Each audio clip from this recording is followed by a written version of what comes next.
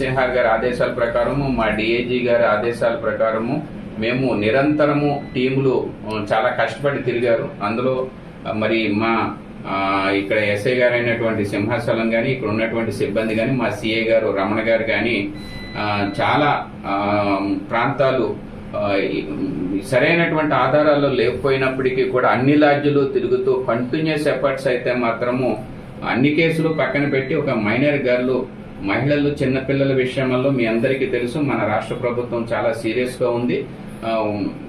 Senior officers ఆదేశాల ప్రకారము ఈ కేసులో చాలా ఫోకస్ పెట్టాము. కొంచెం ఆలస్యం అయినప్పటికీ కూడా ఈ ముద్దాయిని మాత్రము పట్టుకోగలిగాము. ఇతన్ని రిమాండ్కి పంపిస్తున్నాం. డైరెక్ట్ గా కాంటాక్ట్ చేయకుండా వాట్సాప్ కాల్లోనే ఎప్పుడన్నా మాట్లాడితే బయట ఆంధీ వేలు వెళ్ళిపోయేటటువంటి, అంటే వీళ్ళు ఎవరైతే ఈ అమ్మాయిని తీసుకుని వెళ్ళాడో ముద్దాయి మనం చెప్పుకుంటున్నామో పతివాడ మహేష్ అనేటటువంటి ఒరిజినల్ ముద్దాయి ఎవరైతే ఉన్నాడో అతను దారిపోయే వాళ్ళ ఫోన్ నుంచి ఫోన్ చేస్తూ ఉండేవారు.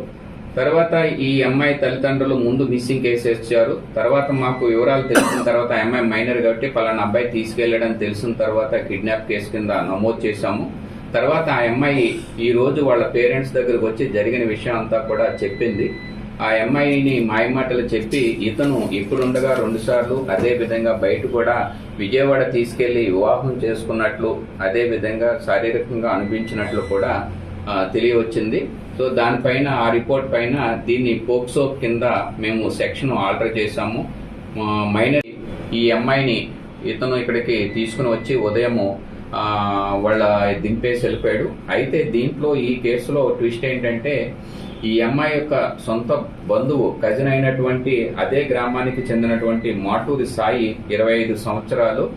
ఆ అబ్బాయి ఇతనికి సహకరించాడు. ఆ అమ్మాయి నేను ప్రేమిస్తున్నాను ఇతన్ని, నాకు ఇంట్లో వేరే పెళ్లి చేయడానికి ప్రయత్నం చేస్తున్నారు, నువ్వు సహాయం చేయాలంటే అప్పుడు ఈ ఎవరైతే ఈ అమ్మాయి కజిన్ ఉన్నాడో ఆ అమ్మాయి కజిన్ సరే అయితే మీ ఇంట్లో తాళం ఉంది కదా అదొకసారి నాకు ఇవ్వు, నేను నీకు సాయం చేస్తానని చెప్పి ఈ అమ్మాయికి కొంత డబ్బులు కూడా ఇచ్చి బట్టలు ఇలాంటివి ఏర్పాటు చేసి ఒక 70,000 రూపాయలు ఇచ్చి ఇతనితో కాంటాక్ట్ లో ఉండి ఈ అమ్మాయిని పంపించాడు. అతనే మళ్ళా పోలీస్ స్టేషన్కి వచ్చి మధ్య మధ్యలో మా చెల్లి ఇంకా కనపడట్లేదు, మీరు పోలీసులు సరిగ్గా వెతకట్లేదు అని ఒక డ్రామా లాంటిది ఆడాడు. అయితే అతను ఏం చేశాడంటే ఈ ఒరిజినల్ గా ఎవరైతే కిడ్నాప్ చేశారో అంటే ఇంతవరకు ఆ గోల్డ్ సుమారు అంటే ఆ అమ్మాయి చెప్పేమంటే నాకు తెలియదు గోల్డ్ ఏమైంది అనేది అని అంటుంది. అది ఎంక్వైరీ ఆ వేళ ఆ అమ్మాయే పట్టుకుని వెళ్ళి ఉంటుంది, తన అవసరాల కోసం పట్టుకుని వెళ్ళి ఉంటుందని ఆ అమ్మాయి తల్లిదండ్రులు భావించారు. ఇప్పుడు ఆ అమ్మాయి చెప్పింది, వాళ్ళు ఎంక్వైరీ చేసుకుని దాని మీద ఎంత పోయింది ఏంటి ఆ అమ్మాయితో మాట్లాడి నిర్ధారణ చేసుకుని రిపోర్ట్ ఇస్తామని అన్నారు. ఆ రిపోర్ట్ ఇస్తే దానిపైన దర్యాప్తు చేసి ఆ గోల్డ్ను కూడా మేము రికవరీ చేయడానికి ప్రయత్నం చేస్తాం. దాని మీద కూడా దొంగతనం చేసినటువంటిది మాత్రము సాయి అనేటటువంటి ఎంఐ కజిన్ ఎవరైతే ఉన్నారో మాటూరు సాయి, అతనే దొంగతనం చేశాడు.